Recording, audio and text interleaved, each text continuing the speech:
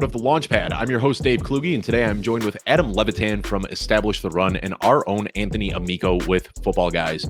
We're going to talk about some of the wild free agency signings that have happened over the last few weeks. We're going to talk about the Deshaun Watson and Matt Ryan trades. We're going to talk about how Anthony gets so far ahead of the sports books that it is nearly impossible to tail his bets. And then, of course, we are going to talk about the NFL draft and some of our favorite prop bets for draft night.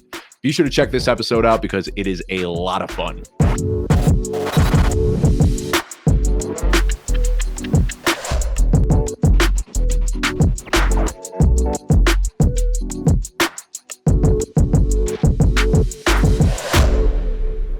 Can Tyreek Hill and Jaylen Waddle coexist as wide receiver ones in Miami? That and much more coming up on today's episode of The Launchpad. Adam, go ahead and start us off here. How are we feeling about these two? Can they both put up elite numbers with Tua Tagovailoa at the helm?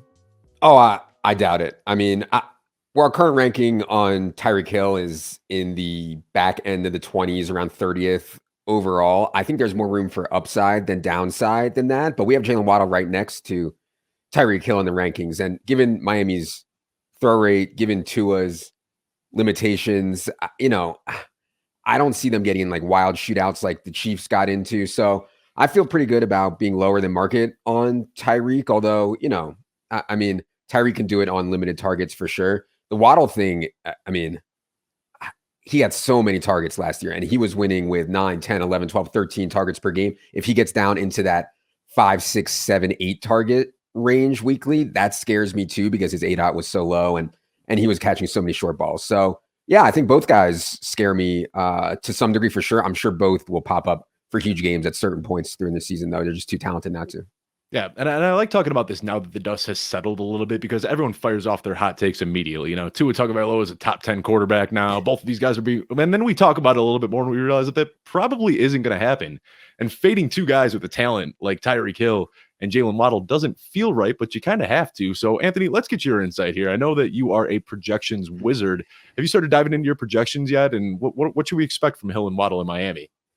Yeah, so I mean, usually with the projections, I don't really start until after the draft. But I feel like a lot of the stuff that I do with the quarterbacks, it's mostly geared towards, what the receivers have done. I really think that the receivers can determine a lot of what a quarterback can produce. That the issue for me really isn't Tua. The issue for me is really just like what kind of offense do we expect to have in Miami? And I mean, I think it's reasonable to assume that we'll get like some imitation form of what Kyle Shanahan's been doing in San Francisco. And that really doesn't mean, passing the ball at a really high rate. It means setting up the pass with the run.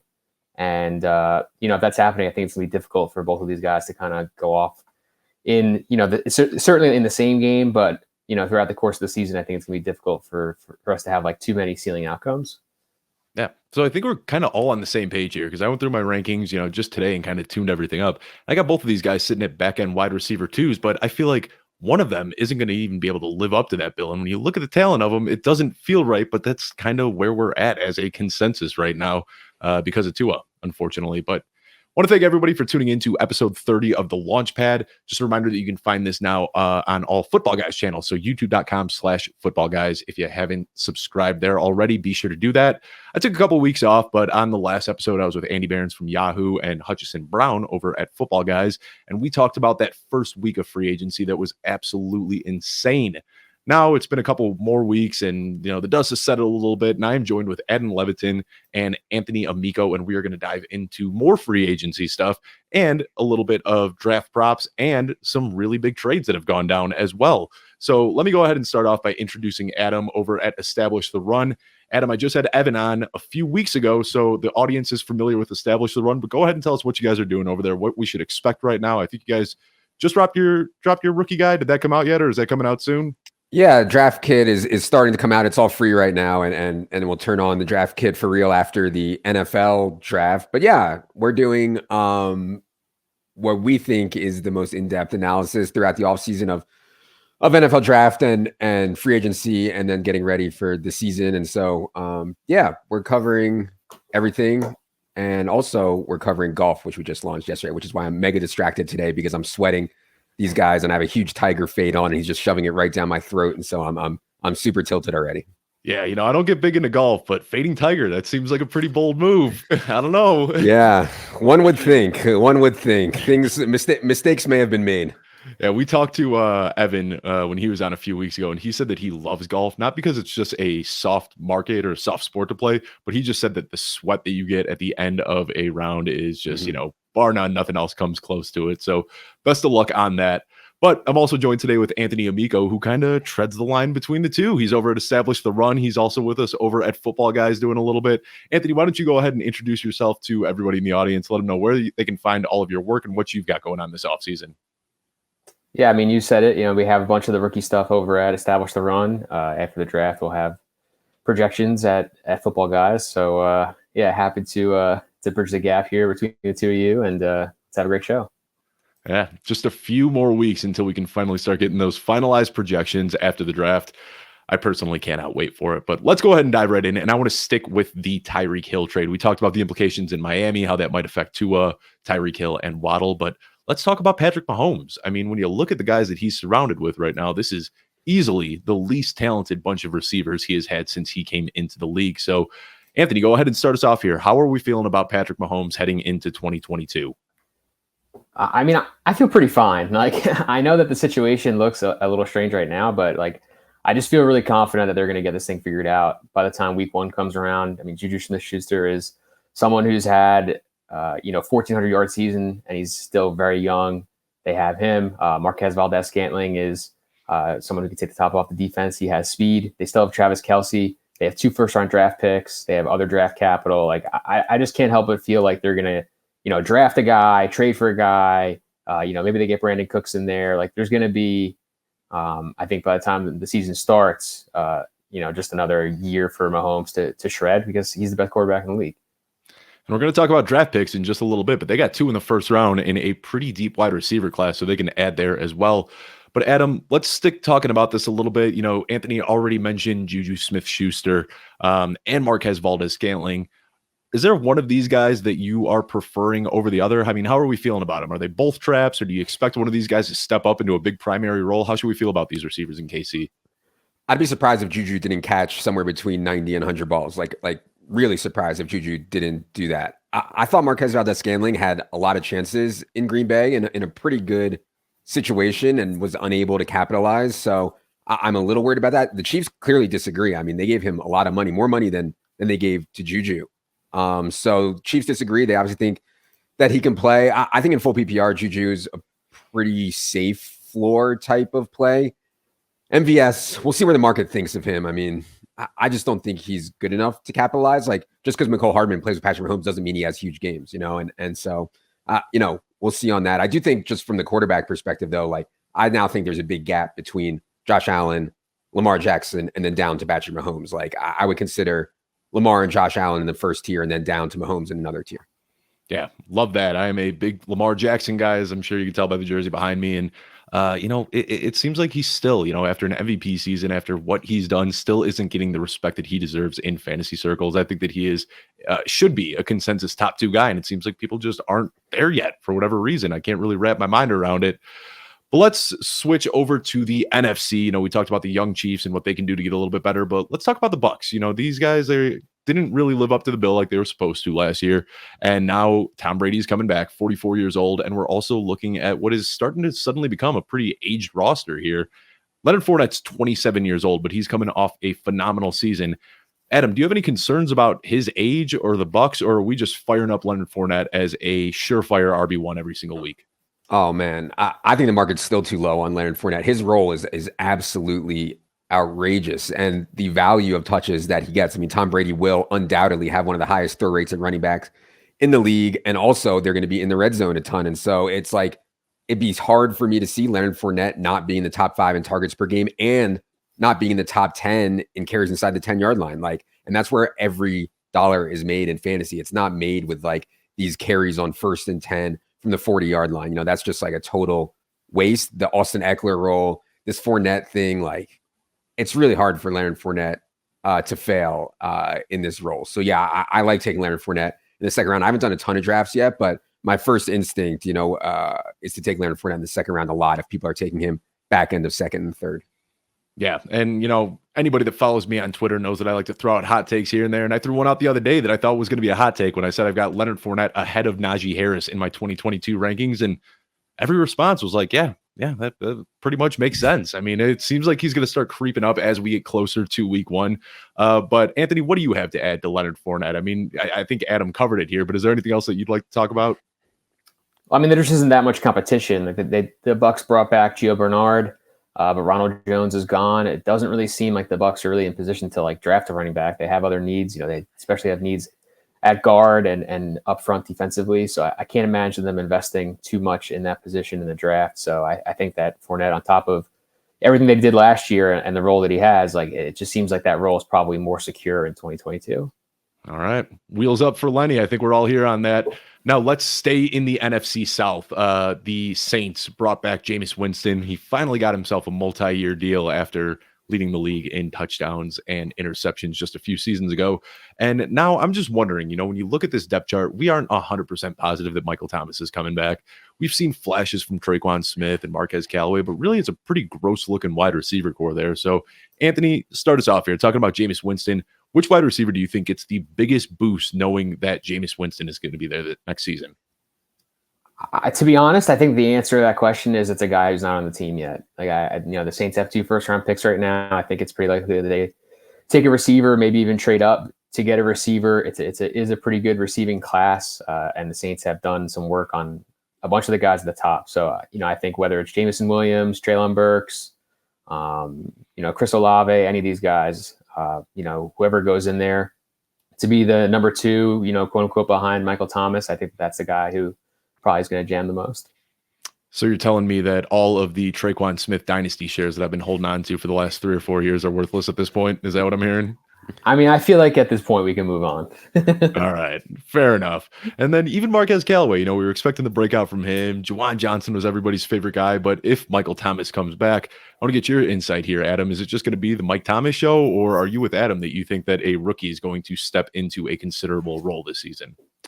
The way they called plays last year was just like, it was like Amico's high school team, just run the ball, and play like crap. And I couldn't even watch the Saints. They were like so awful to watch. I don't know that they can open it up and actually play like an NFL caliber offense with the current roster they have, unless Michael Thomas is 100%. Dude has been off for like a year and a half. Like if he's not ready to play, like that would actually surprise me. I think he'll be ready to play. And so, yeah, the explosive plays that Jameis was making on the Bucs, like the Saints personnel is not for that. And so I'd be surprised if Jameis had a big year, but I still think Michael Thomas can catch a ton of balls and be fine. I'm just curious. I'm skeptical that they are going to run like a fantasy friendly offense because it was brutal last year. Yeah, I think the one guy that you can confidently fire up week in and week out is Alvin Kamara. But outside of that, these wide receivers just don't really instill a lot of faith. So I am definitely with you there. But really, that's pretty much it for free agency. Still got a couple guys floating out there that we could speculate about, Jarvis Landry, Odell Beckham, whatever. But I don't want to get into speculation because this show hits the YouTube channel tomorrow. We are recording on Thursday afternoon. And who knows, they might be signed by then. And we look like idiots for calling it wrong. So let's stick with the things that have already happened here. And let's start with the big trade a couple weeks ago now, but obviously Deshaun Watson is now on the Browns. We'll talk about that in a second. But first of all, what's happening with Baker Mayfield this year? Is he going to start somewhere? You got Seattle, you've got Carolina, you got these teams out there. Adam, start us off. Is Baker Mayfield going to play in 2022? I think he'll be on a team. I don't know if it'll be as a starter. Like Baker's made a lot of excuses. They had a really good team, and they had one of the league's best offensive lines. They had Odell and Jarvis Landry, which I thought was good enough to be fine with, and Hooper and Njoku, and a really good running game. So, I think at some point Baker's just got to look in the mirror and put it on himself. And I think the league has spoken because, the reports for Browns were asking for a first-round pick for Baker. Obviously not a second-round pick for Baker. Nobody's probably doing that. Maybe they can do like a Carson Wentz type deal where they get a third for him. I just think that's what he is right now, like on that like Carson Wentz level. And yeah, there's some openings still, but I think teams are going to let it kind of play out with Jimmy Garoppolo and maybe some other guys that could come loose and see what happens there before Baker finds a team. Yeah, and I guess there's also the looming possible suspension for Deshaun Watson. So, maybe they Yeah. just want to hold on to Baker for that. But Anthony, I mean, what are you thinking? I know you've got some thoughts on Baker Mayfield. We've talked about him a little bit in the past. Do you think he's going to be playing anywhere this year? You think he stays with the Browns? You think he gets traded? You think he's backing somebody up? What are we supposed to expect from Baker? I mean, I don't think that he's going to be back with the team just because of like kind of the situation they've created. But I mean, my goodness, they can't give this guy away. Like that's probably what's going to end up happening. Like this isn't going to be a Carson Wentz type trade. This is going to be a Brock Osweiler, type trade where, in 2 months, like Jimmy Garoppolo goes somewhere and some team that doesn't have a quarterback is like, listen, like if you eat half the salary and give us a fourth round pick or something, like we'll take Baker off your hands. And that's, that's the way that he gets into a situation where he can maybe compete and play. But I mean, it doesn't look very good for him right now. Yeah, man, how the mighty have fallen. Number 1 overall pick and might not even make it to the end of his rookie deal. Pretty wild to see here.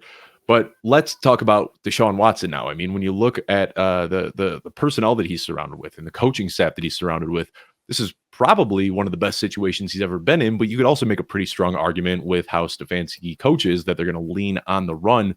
So, Anthony, start us off here. If looking back at his time in the Houston Texans, now being on the Cleveland Browns, do you see this as a positive, negative, or pretty neutral move for his value?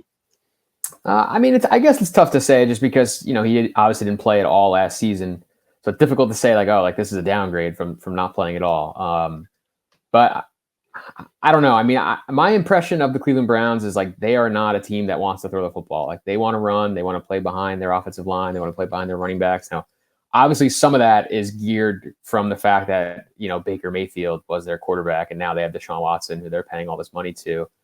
So I'm not suggesting that they're just going to like hide and not do anything, but I think that the situation in Houston where they were kind of letting it loose, they had 1 or 2 guys I thought offensively that were willing to be a little more creative. I don't really know if we're going to get that out of Stefanski and out of this Brown staff. So I think especially from a rushing perspective, you get in close by the goal line, like they have guys who can get the ball into the end zone. It's not necessarily going to be Deshaun Watson doing it himself. So I would say maybe a slight downgrade. Ultimately, he's still one of the best players in the league, assuming that he hasn't magically gotten worse over the last 16 months or so. So I would say mostly neutral, but maybe slight downgrade. All right. I want to get Adam's thoughts on this, and then I'll kind of fill in a little bit because I think this is, the conversation that everybody wants to have right now, and nobody really has a clear picture of it. So what are you thinking, Adam? Positive, negative, or neutral for Deshaun Watson? I think roughly neutral, but I think people forget how good Deshaun Watson was and is at fantasy. I mean, Deshaun Watson was, awesome. I mean, just outrageous talent. And even though we're projecting him to be suspended for 4 games, we still have him as our 13th quarterback overall, and that's with missing 4 games baked in.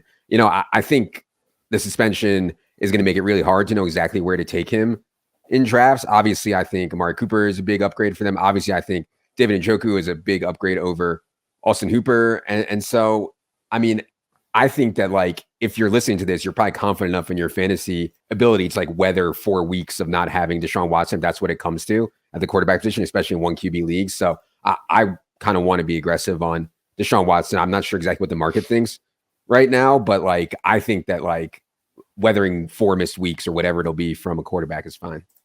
And that's a great point because when you look at people's rankings, they want their especially when you're in a big accuracy contest, people want their rankings to reflect the end of season finishes. So when you see people putting Deshaun Watson as a low end QB2, that doesn't mean that you should be drafting him 18th, 20th off the board. That means that that's kind of where they're expecting him to finish the season.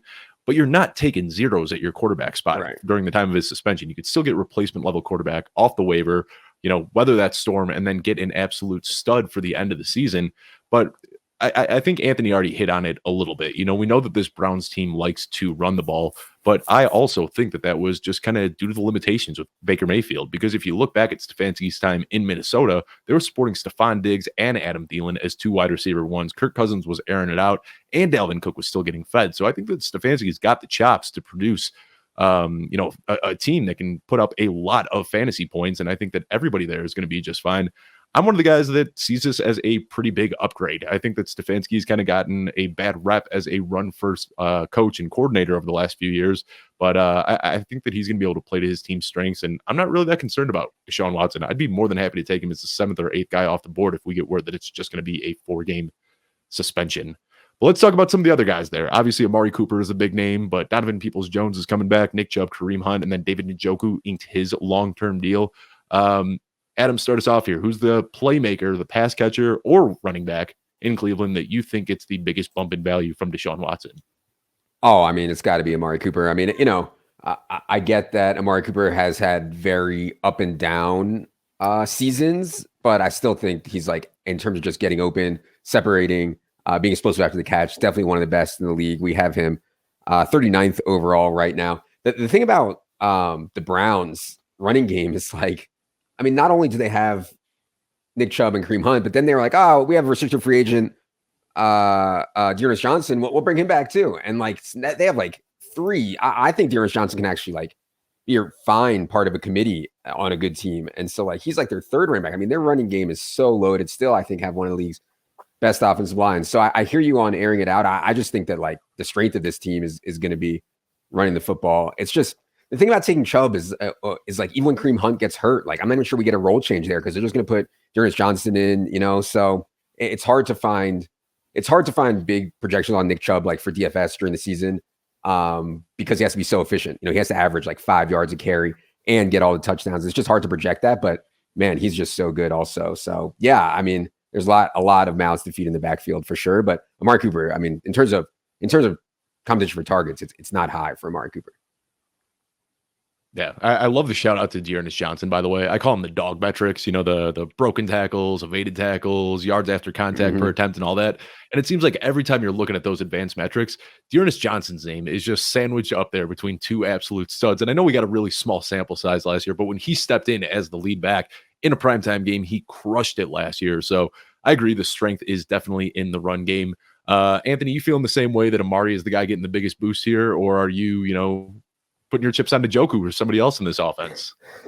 I mean, Amari can just still play. Like, I think Dallas maybe is just trying to get out from under the money more than anything else. Like, I think that he's still a baller. So it has to be Amari to me, but I will just mention quickly that, Njoku is still going to be in a really good position since there's no more Austin Hooper. It doesn't really sound like, well, I mean, I guess they could bring Jarvis Landry back, but, I think that it would seem likely to me that Njoku is maybe 2nd or 3rd on that team in targets at the end of the year. And that bodes really well for a tight end position. Yeah, I agree with that fully. Now, this is best ball season, and it's all about swinging for the fences with those late picks in best ball. Am I the only guy right now on the show that is getting a little bit excited about Donovan Peoples-Jones? I mean, when you look at that speed and that size and Deshaun Watson's big arm, is that a guy that either of you are thinking about throwing a late round flyer on or no? Yeah, are people not on him? Where has he been going? I don't even know. He's got to be going like 15th or 16th. I've been seeing him in like 15th, 16th round. That's where I'm seeing him. Yeah. No, it's no brainer there. I mean, my God, like you said, I mean, from a athletic measurable perspective, maybe Amico can talk more about why he slipped in the draft, but I mean, from a measurable perspective, he definitely has it. And he's, I think, flashed in limited duty with Baker a little bit. So yeah, I mean, that sounds like a no brainer to me. Amico, you got anything to add to this one, or how are you feeling about Donovan Peoples-Jones? Getting a little too deep here? No, first of all, never too deep. How dare you? They brought him in. He's super young. Like, I think that they have a clearly like a type that they like him and Anthony Schwartz are both the youngest guys or close to the youngest guys in their respective classes when they brought them in, and they're hyper athletic. So I think that, between those two, you can expect someone to have a decent sized role unless they rotate them through. But, Peoples-Jones has been extremely, extremely efficient and, probably was a good player at Michigan. They just didn't really have any quarterback play. So it's hard to get production. So I'm definitely a fan, deep in the draft. Yeah, I love the Anthony Schwartz call out too. And that's a guy that you don't have to reach for at all in your draft. You could take him in the very last round. He's sitting there almost every single time. But let's turn our sights to Houston a little bit. In this, with all the first round QBs coming into the league last year, it seems like Davis Mills is the forgotten guy. But on a points per game basis, Trey Lance was the only rookie point per start basis, Trey Lance was the only rookie that outscored Davis Mills. he put together a very, very nice rookie season. So do you think that they are going to roll him out as their week one quarterback, or do you think that they use some draft capital to get somebody, maybe make a move or a trade to bring in somebody else? Or do you think that Houston is pretty confident in Davis Mills? Anthony, why don't you start us off here? I mean, I think it is a stone lock that he starts week one. And he should play every game as long as he's healthy. I know that the injuries were kind of an issue at Stanford, and that was part of the reason why he slipped in the draft and didn't really have like the profile that would get him into day one. But a lot of these guys that evaluate this stuff, Dane Brugler, Lance Searline, all these guys in the pre-draft process were saying that Mills could potentially sneak into the back half of the first round. And obviously that didn't happen. I mean, it's something that I think we talk about every year that doesn't really transpire, but the reason that was supposed to happen is because this guy's probably pretty talented. So I kind of like Davis Mills. I mean, I think that Houston 100% wants to see what they have. They have all this draft capital between the Watson trade and a couple other moves that they've made. So, it's in their best interest, I would say, to get a really good look at Mills this season. And then if he's not the guy, then you can just go kind of balls out for CJ Stroud or whoever you think the top quarterback is next year in the draft. Yeah, and regardless of week one, I think people are still holding on to draft capital quite a bit, especially in the dynasty community. So let me throw a few, Davis Mills or this guy out there.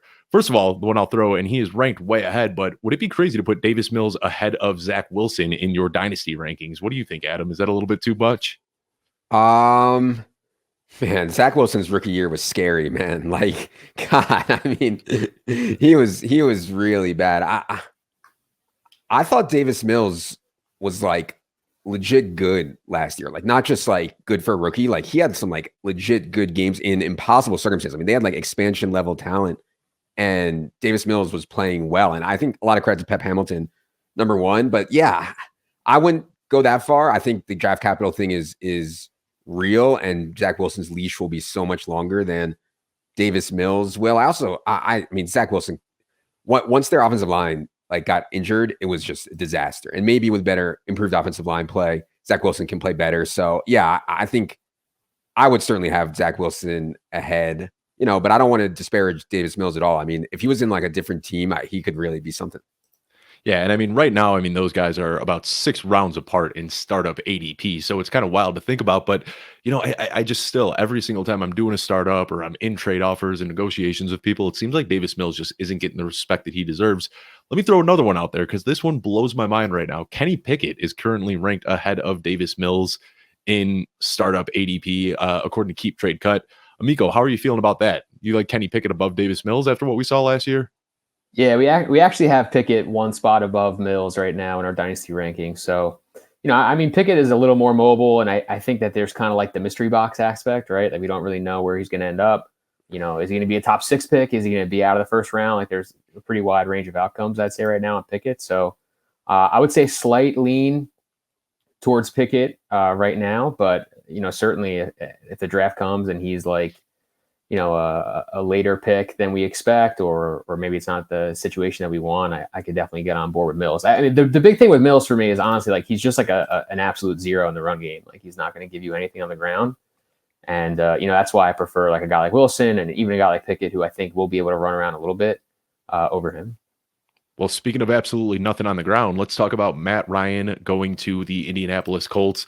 I don't think that anybody is wavering from having Jonathan Taylor as the unquestioned 101 in redraft this year. But I want to know how this changed your evaluation of Michael Pittman. I mean, Michael Pittman, he had an injury-plagued rookie season, and then by all intents and purposes, broke out in year 2 and had a great season last year with Carson Wentz. Adam, how are we feeling about Michael Pittman now that he has Matt Ryan under center in Indianapolis? Did you guys see the report that Michael Pittman and Matt Ryan have been having breakfast together at 5:30 in the morning and throwing and catching together? I don't know if this dude was just like trolling or something, but somebody tweeted that. I want to believe it. And Michael Pittman, maybe he has a breakfast narrative this year. Last year, he had the Bible narrative going big time with Carson Wentz. So, I mean, Michael Pittman can play, man. I wanted to be high on Michael Pittman. Anyways, we have him 58th overall right now. I think there's room for upside on that, particularly if the Colts defense struggles and they start getting these games. Like Matt Ryan, I think is almost done, but he can still get you like 300, 320 yards and 2 touchdowns. I think more likely than Carson Wentz can. So yeah, I think the ceiling is a bit higher for Michael Pittman with Matt Ryan under center, but not for long, man. Matt Ryan is like on the cusp of going like full Ben Roethlisberger. Like he's like, like it would not shock me to see Matt Ryan like fall off the cliff sometime in the next 1 to 3 years.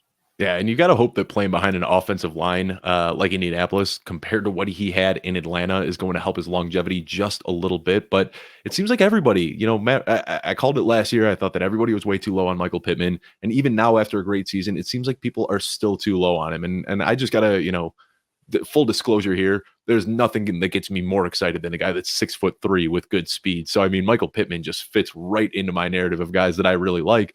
But Amico, how are you feeling about Michael Pittman? I mean, do you think that this guy might sniff wide receiver 1 potential again, or are you discounting him a little bit because you expect Matt Ryan to spread it out a little bit more? What are you thinking about Pittman? I mean, I think that Ryan is probably better than Wentz, and it's an upgrade, but this is still a team that is going to want to be like 50-50 run pass. Like they're not going to be airing it out and giving him, tons of opportunity. So that's, I think, my biggest hang up on him in terms of like, does he really have wide receiver 1 upside? Like, I don't really know if their offense really permits that, but I think like, rock solid WR2, like I'm definitely comfortable with that. And, again, this is another team that doesn't really have like a diverse array of weapons. So if they go through another draft and don't bring in anybody else, it's like, all right, well, I mean, I guess all the targets are going to kind of have to go to him. Yeah, I think right now it's still just Paris Campbell and Zach Pascal are really the only guys that he's competing with there. But let's talk about Matt Ryan. Obviously, in single QBs, you're not even looking in his direction. But, in your rankings, when he got moved to Indianapolis, did you bump him up, down, or just keep him exactly where he was? Because, talking about super flex leagues, that makes a difference. Anthony, how did Matt Ryan move for you? Well, in Dynasty, we gave him a really big bump up just because, I think after like the contract extension, all that stuff, it was looking more in Atlanta like this would be his last year. Now he goes to Indy, they restructure the deal. He pretty much has 2 years to go. So you get 2 years of, starter. No, I mean, I can't really say much more than that, right? He's going to start like in super flex. Like that's kind of like the bare minimum of what you need. And, so we were kind of projecting out that maybe he'd only start another like 17 or 20 games. And, now I think you can kind of tack on a season to that. So he gets a bump up from that perspective in Superflex Dynasty. In redraft, I would imagine it's not really a huge change. So let's talk about Kyle Pitts, because he sees a big difference in target quality coming his way, going from Matt Ryan to Marcus Mariota. This is probably a rhetorical question. I don't think we're really concerned about Kyle Pitts. I mean, the dude's an absolute stud. But Adam, does this change your projections at all for Kyle Pitts now that he's got Marcus Mariota? I don't think so. We have Kyle Pitts as the tight end 4, around 40th overall. I mean, Kyle Pitts last year, if he had just like ran average in touchdowns, like just been like average in what his expectation versus what his actual touchdowns were, people would have been like, this is the best rookie tight end season of all time. What a stud Kyle Pitts is. Instead, he's unlucky with touchdowns and people are like, well, what were the Falcons thinking? So I would not discount at all. I thought Kyle Pitts had an awesome rookie year. Like, I think people who understand just like touchdowns and like the situation, like Kyle Pitts is awesome. So yeah, I still want to be high on Kyle Pitts for sure.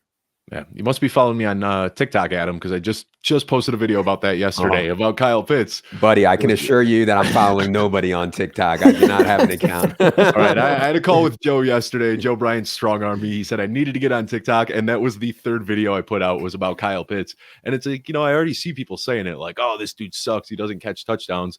But I actually went through, and if you look at the other 11 tight end ones and look at what their average touchdown rate was, and you add that to Kyle Pitts' target totals last year, he should have caught 7.4 touchdowns, which would have bumped him all the way up to tight end 3 last year as a rookie. It is just absolutely mind-numbing how dominant this dude was as a rookie. But, a lot of casual players are just going to see the 1 touchdown and say, the Falcons suck, and find a reason to fade him. But Anthony, how are you feeling? I mean, is he up there tight end 4, tight end 3, tight end 2? Where you got him? Yeah, I mean, he's going to be up there. Like the guy's a monster. Like he's like one of the most athletic tight ends. He's basically a receiver. Like what is there to complain about? Like they're going to give him the Julio Jones treatment and not let him get in the end zone. I don't know. I mean, this is they're not really going to have much of a choice. So they're going to draft the rookie, I think. I mean, I would expect probably with the 8th pick, but maybe not. But somewhere in the draft, they're going to have to add some receivers. But I mean, there's still going to be so many targets to go around. The Falcons aren't going to be any good. Kyle Pitts is fine. Yeah, you look at that touchdown production from Julio historically in Atlanta, though, and it does put a little weird feeling in your stomach, doesn't it? And then seeing the same exact thing with Kyle Pitts year one. But all right, got 2 last questions about free agency, trades, all that. Now that the dust has settled, these are going to be really blanket softball questions for both of you. Anthony, start us off. Which player overall in the NFL saw the biggest value boost since free agency has opened? I mean, it's definitely not the biggest value boost, but I still really like James Conner. The guy just has no competition, I liked Benjamin years ago, but I have to imagine that this is going to be the James Conner show. He's going to get 3 downs plus goal line. He absolutely crushed last year in the games that Chase Edmonds wasn't there. And obviously Chase Edmonds is gone now. So, Cliff Kingsbury definitely likes to lean on the run a little more than we think. And, I would expect that offense to be pretty good still. So definitely love James Conner.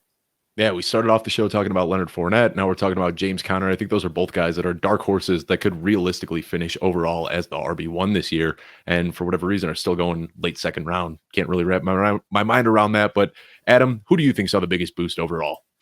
I don't know if it's the biggest boost, but I really like what happened with Allen Robinson. I mean, Allen Robinson has never played with a good quarterback. Like going back to Penn State, Jacksonville, Chicago, it's been awful. If you're willing to give Allen Robinson a pass for what happened last year in Chicago, he got outplayed by Darnell Mooney. I get it. But if you're willing to give him a pass for that, just say, hey, this Bears team was just an absolute train wreck. This is an awesome spot to play with Matthew Stafford and Cooper Kupp. And then obviously we don't even know if Odell Beckham's coming back. Robert Woods is gone. And so, it's just a prime setup for Allen Robinson. And I still think he's despite last year, is an awesome, awesome player. Maybe that's my Penn State bias. Shout out Penn State. But I still love Allen Robinson. So you're a Penn State fan and you're not putting any respect on Matt McGloin or Christian Hackenberg or any of the guys that Allen Robinson I'm so old. I was there for the Zach Mills year. People watching this are probably too young to know who that is, but I was there for the Zach Mills era, and it was the worst era in Penn State football history. Now, let me just shine a little bit of light on this because, I'm a Bears fan, so I was very in tune to camp, and I saw the writing on the wall before the season started. And for whatever reason, Matt Nagy was not giving Justin Fields first team reps. So he was playing with the second team, and we know that, we saw it with Andy Dalton throughout his entire career in Cincinnati, where he would just hyper-target A.J. Green, and that's what was happening in camp. Every time Andy Dalton would drop back, he'd throw the ball to Allen Robinson. Didn't get to work on that connection at all with Justin Fields, and to start the season, Allen Robinson was outplaying Darnell Mooney. We saw the shift happen when Justin Fields came in, and that's because they had absolutely no connection together, where Darnell Mooney and Justin Fields were staying after practice to work on that chemistry. So I'm with you. I think that Allen Robinson still has a lot in the tank. Just going purely off of narrative here and what I saw, he was just checked out. He phoned the season in. He realized that it was lost cause. And then the one other thing I'll add is, if you remember in the offseason, he wanted a long-term extension, and the Bears refused to give it to him. Right after they said they weren't going to give him a long-term extension, they wined and dined Kenny Galladay and made a 4-year offer to him. So I completely understand why Allen Robinson was pissed off, and I'm A-okay that he kind of phoned it in. And I'm expecting to bounce back next year because if you remember, before Robert Woods got hurt, he was a low-end wide receiver 1 last year. So this team passes more than enough to support multiple pass-catching options. So I'm with you. I don't think it's crazy to have Allen Robinson ranked at that wide receiver 1, wide receiver 2 turn. Now let's look at the downside to what happened in free agency. And Adam, go ahead and start us off here. Who took the most significant value hit over the last few weeks? Yeah, maybe it's an easy answer, but with it going the quarterback. But to me, Aaron Rodgers it's hard for me to see Aaron Rodgers having a big fantasy year. He was relying on efficiency so much. They were one of the slowest teams in the league in terms of pace. They were one of the more run-heavy teams in the league. And when you lose Devontae Adams, you're going to lose efficiency. And when they get inside the 5 or 10 yard line now, it's well, they used to run goal line plays for Devontae Adams. He was a goal line back or something, but it was so easy to throw to him. Without him, now what are you going to do? You're going to hand it off to A.J. Dillon and Aaron Jones more around the goal line. So I think touchdown rate will decline for Aaron Rodgers. I think they'll continue to play slow and they'll continue to play run heavy, and just the efficiency on the targets when you don't have Devontae Adams is not going to be as good. And so I'd be really hard pressed to take Aaron Rodgers anywhere near where he's going. Yeah, I just did a write-up on the Packers today, and you're called out basically everything that I was digging up, and it's just that they didn't really have flashy play calling. Like you said, a very slow pace of play, and they were just bolstered by insane efficiency. Aaron Rodgers, once again, led the league in touchdown rate, and I don't know if that's going to happen. And, everybody's kind of knocking on the core that they have, but I think A.J. Dillon and Aaron Jones are still one of the best running back duos in the league. I think that those guys are just unbelievably talented. They're obviously going to draft a wide receiver in the first round, and Aaron Rodgers is still Aaron Rodgers, but I think that he goes from a consensus top 5 guy to more of a back-end QB1 without Aaron Rodgers there. Same question to you, though, Amico. Who took the biggest value hit for you over the last few weeks? Well, I was going to say Rodgers also, so I'll just add that. I mean, this guy is just like a total fraud. Like the last 2 years, all I hear is, "Well, woe is me. The Packers don't give me any weapons. I have no one to throw to." And then he re-signs knowing that Adams is out. Well, you know what? Have fun, dude. You're going to be throwing 6-yard outs to Alan Lazard all year, and then handing off the money balls to Aaron Jones and A.J. Dillon. So yeah. All right. Well, I think we're all on the same page there with Aaron Rodgers. Now let's go ahead and jump into some draft discussion. And the first guy I want to talk about is Malik Willis. And I mean, everyone's knocking it because he was in shorts and a t-shirt, but what this kid did at the combine, what he did at his pro day, and what he did on the field last year was exciting. And we see this every single year as we get closer and closer to the draft, that these really athletic quarterbacks start creeping up the draft board. So Anthony, I know you are really tuned into the NFL draft and your props on that. Where do you expect to see Malik Willis go this year? I mean, he just has a massive, massive range of outcomes in terms of the draft board. Like this class, because it's not necessarily the best, it's certainly the worst that we've had in the last couple of seasons. There's just not a lot of stability. So, I mean, he could go as high as 2 to the Lions. Detroit kickstarting their rebuild with Malik. I wouldn't say that he gets past the Steelers at 20. So, really, really wide range there. But I think somewhere in the top 20 is where he's going to come off. Yeah, I mean, that's really the best we can get. It seems like normally we have a better idea of where guys are getting drafted, but this year there is no consensus whatsoever. But let's talk about some of the other quarterbacks coming in. I think there's kind of a big 5 in this class, but I don't really know how big that 5 is. I don't know if one of them goes in the first round or if all 5 of them go in the first round. Adam, what are you expecting? How many QBs do you expect to go off the board in round 1? It's a good question. Every year, I think when we start the draft process, people are like, this quarterback's a 2nd-round pick. He's a 3rd-round pick. He's not 1st-round caliber.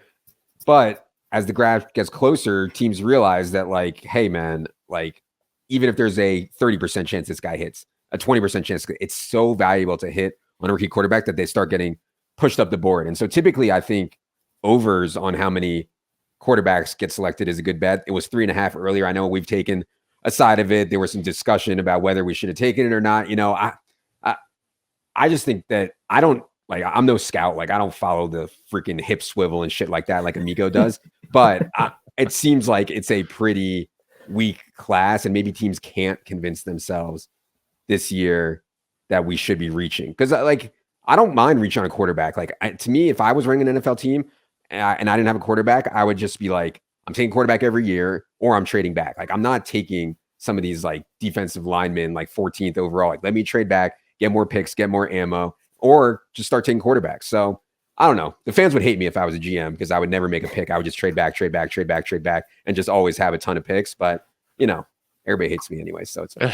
And I think ever since Lamar Jackson, in very end of the first round, now you got GMs that are a little bit more willing to reach for those quarterbacks. And, we hear about Desmond Ridder just met with the Pittsburgh Steelers today and that they might be taking him in the first round.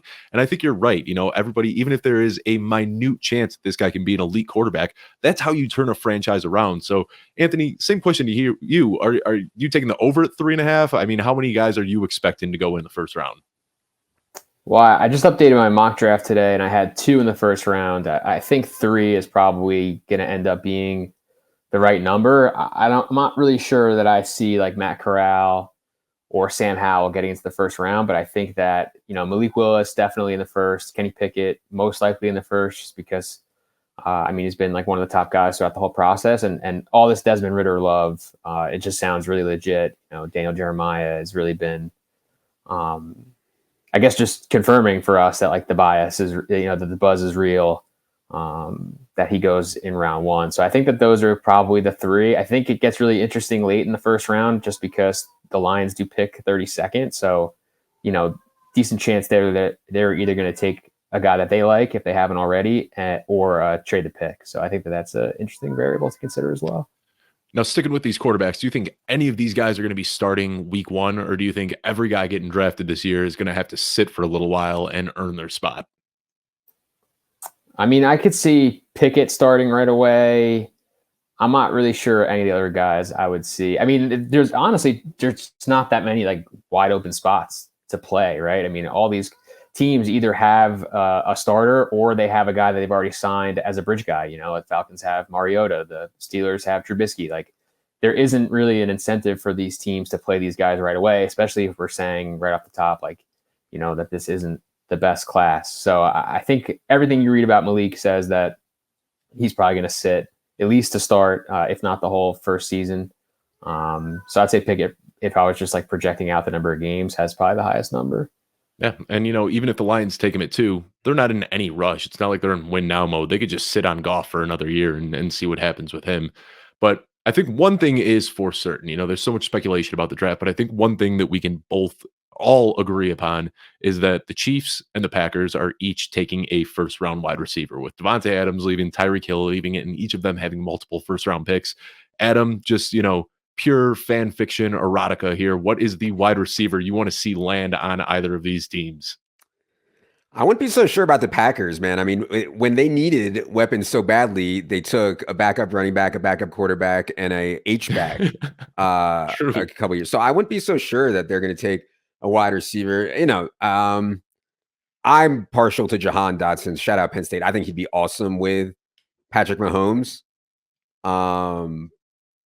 I think I haven't seen a ton of it, but it seems like I think Amico likes Treylon Burks too. I mean, from the size, speed, measurable production standpoint, it seems like Treylon Burks has a pretty good argument to be among the best wide receivers in this class. It's just nobody seems to be rating him that way. So yeah, I think Treylon Burks as a Packer and Jahan Dotson as a Chief would be my favorite landing spots. Yeah, I'm with you on Treylon Burks, and I think Amico's there as well. He's still my wide receiver 1 in the class. I mean, what you see him do in games, that speaks more than what he did in 4.6 seconds running a 40-yard dash. I mean, sometimes you just run faster when you got a guy on your heels, and we saw that with Treylon Burks. Nobody was ever closing the gap on him once he got that ball in space. So, Anthony, who would you like to see? Out of some of these wide receivers, do you think there's any that are just like a perfect scheme fit for KC or Green Bay? I mean, it's really difficult to argue with Burks. Like, you talk about some of that stuff that the Packers did at the goal line for Devontae Adams. Like, Burks is the guy that can do that. Like, he has the frame, he has the size.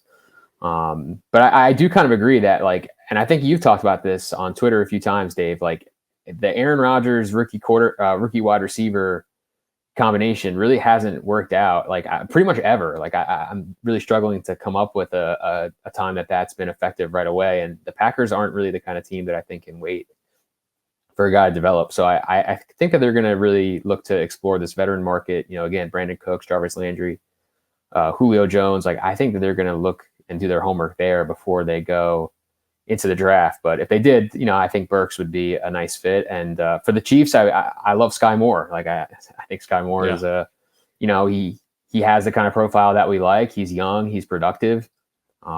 He has athleticism. It sounds like he is getting a little more buzz as a potential late day 1 pick. So I would love to see Sky Moore in KC. Yeah. And the weird thing, it's not just rookies, but it's also free agents. As long as Aaron Rodgers has been the quarterback for the Green Bay Packers, they brought in 2 free agents that didn't have previous ties to Aaron Rodgers. It was Juwan Winfrey, who played 3 games in Denver and then signed with Green Bay. And then it was Tavon Austin, who had 5 catches in his 1 season with Green Bay. But like you talked about with the rookies, this is mind-blowing to me. The best rookie season that a wide receiver has ever posted with Aaron Rodgers, Marquez Valdes-Scantling. 38 receptions, 581 yards, 2 touchdowns. That's the best rookie season we have ever seen a wide receiver have with Aaron Rodgers. So I don't really know what I expect them to do this year. I think that they're probably going to take a guy in the first round, but even when they use draft capital on guys like Jordy Nelson and Devontae Adams, it still took them years to get up to speed. So it'll be interesting. Something is going to have to change this year. Last question I got, though, before we sign off here, just real big question here. What is your favorite draft bet right now? It could be a sure thing. It could be a long shot that you're feeling real confident in. Start us off here, Anthony. What is your favorite draft bet that you've got out there?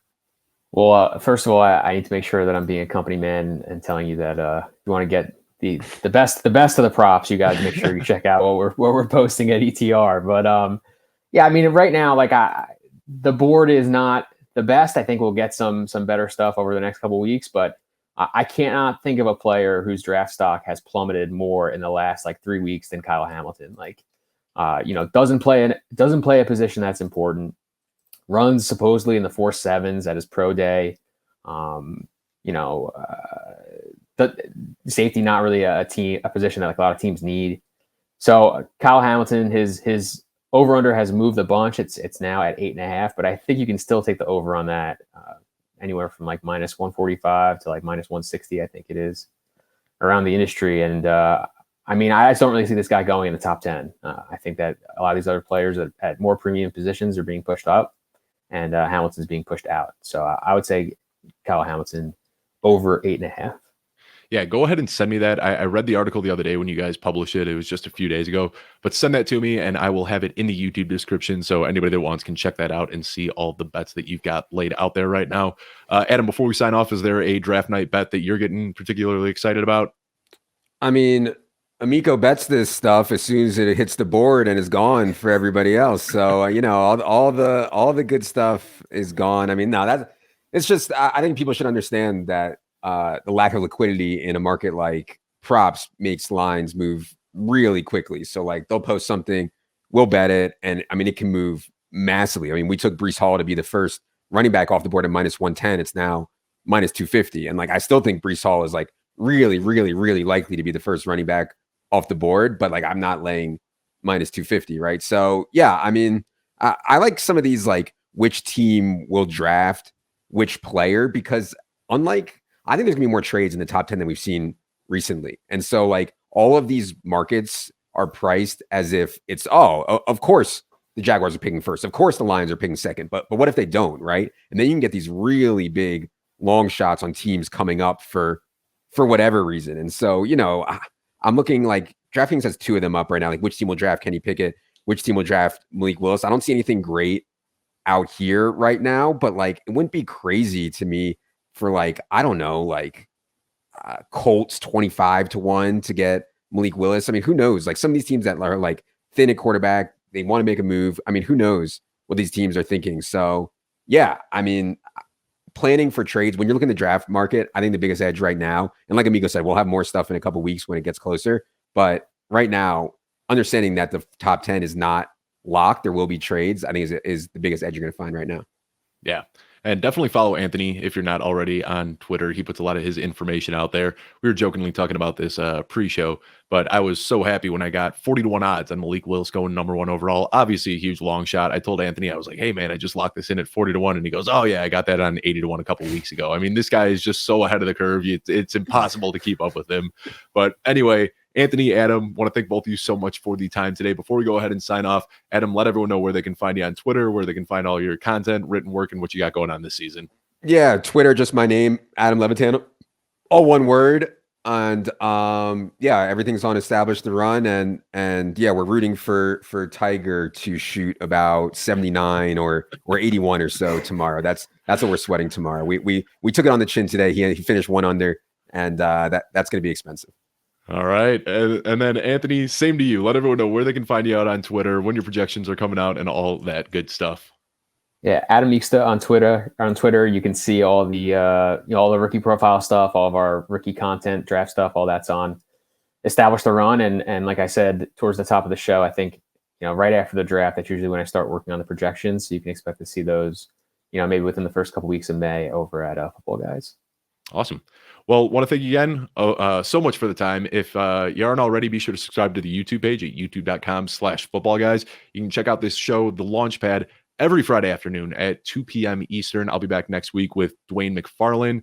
Thank you for tuning in, and I will see you next week. Thanks so much for watching. Be sure to look on the right side of your screen where you can not only subscribe to our YouTube channel, but you could also check out one of our more recent videos. Just a reminder that I will be bringing this show to you every single Friday at youtube.com/footballguys. Feel free to drop a reply down at the bottom if you've got anything you'd like to add, and smash that subscribe button so you can keep seeing this content coming at you all off season long.